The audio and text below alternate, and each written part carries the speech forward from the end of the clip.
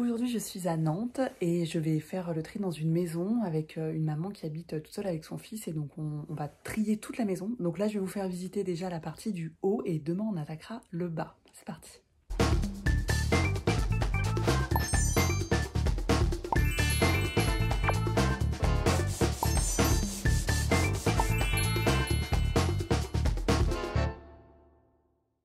Voilà, jour 2, on va attaquer la pièce du bas. Donc il y a un petit peu de travail dans la cuisine pour optimiser voilà, tout. Et en bas, vous voyez, donc là, ça c'est des choses qu'on a descendues hier, qui sont des boîtes vides qu'on va mettre dans l'abri de jardin. Voilà, il y a un salon encore avec le sapin de Noël, donc on va ranger tout ça. Et puis, il y a une autre pièce. Donc là, il y a une petite optimisation de salle de bain aussi à faire. Et surtout, c'est la buanderie, qui est une belle pièce qui a vraiment pas mal de place. Mais on va voir voilà, comment optimiser tout cet espace. Vous voyez, pas mal de rangements. Ici aussi.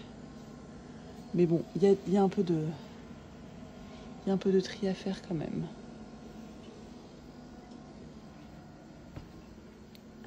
J'ouvre tout pour vous montrer. Et je peux pas. Voilà. Allez, on a un petit peu de boulot. Et lui, il est là. Il nous suit.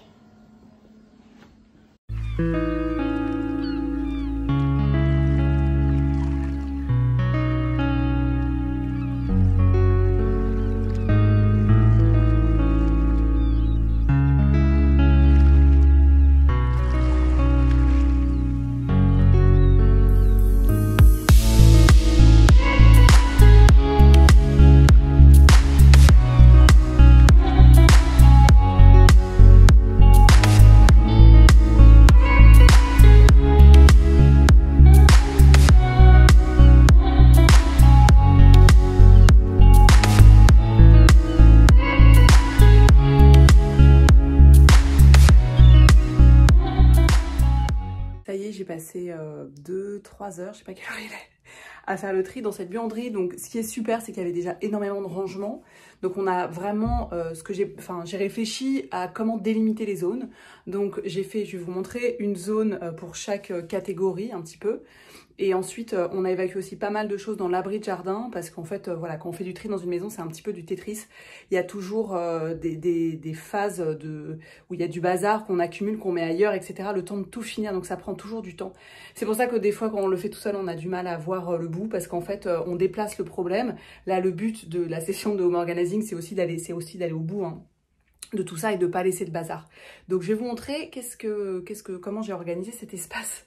Donc ici, on a réuni tout ce qui était bricolage. Voilà, il y a des étiquettes qu'on va faire encore, mais je voulais déjà montrer cette première étape. Tout a été organisé. Donc là, c'est voiture vélo.